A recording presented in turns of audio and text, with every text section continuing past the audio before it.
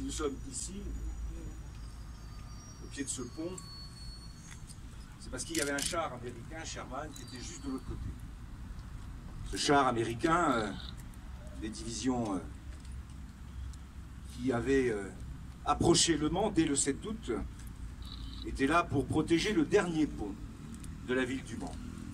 Celui que les Allemands avaient préservé jusqu'au dernier moment, en espérant y faire passer les dernières troupes qui quittaient et qui se retiraient des combats qui avaient lieu à l'ouest de la ville. Ce char était là, il surveillait, et les Allemands étaient juste à côté. C'est d'ailleurs assez cocasse que pour le 75e anniversaire, il y ait des travaux à ce qui était le centre téléphonique de l'époque, qui sera incendié. Ce char surveillait l'ensemble de la rive gauche, et pendant qu'il surveillait pour protéger ce pont, alors que l'ordre avait été donné de le faire sauter, et que celui qui devait le faire, ce soldat allemand, à 14h20, je crois, n'étant pas là, ce pont n'a pas sauté, alors que 42 torpilles avaient été reliées pour le faire exploser. Et à ce moment-là, il y a des gestes de courage, d'héroïsme, qui sont le fait de ceux qui se sentent jusqu'au bout concernés.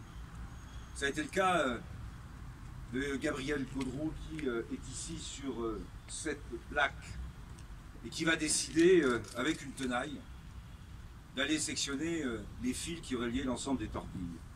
Il sera rejoint par deux autres jeunes, Moïse Lepointe et puis Raymond Gaufre, et puis aussi deux adultes qui seront aussi associés à cet acte qui va conduire ce jeune homme et ceux qui l'accompagnaient à couper les fils des torpilles, à désamorcer en somme les capacités explosives qui étaient réunies pour faire exploser ce pont. Cet acte d'héroïsme, il est là pour rappeler que dans les moments difficiles, dans les instants difficiles, où il faut faire des choix qui engagent sa propre vie, eh bien, il y a des hommes, des femmes, qui durant toute cette période, avant la libération, jusqu'à la libération, et jusqu'au moment même de cette libération, souhaiteront, eh bien, au péril de leur vie, s'engager pour sauver des vies, sauver aussi des bâtiments, sauver un pont qui restera donc intact et qui permettra ensuite aux ensembles des armées américaines de passer sur ce pont pour, je l'ai dit, poursuivre l'offensive. Vous n'avez réclamé la gloire, ni les larmes, ni l'ordre, ni la prière aux agonisants.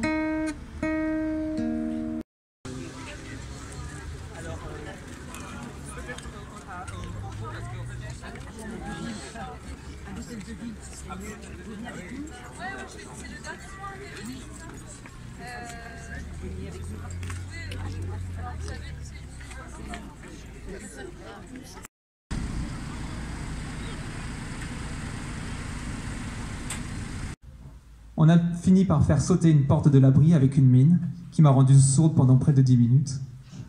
On a retiré le type dans le coma. Et quel fut l'étonnement de tous quand ils n'ont retrouvé qu'un seul type. Aux armes, citoyens, formez nos bataillons, marchons.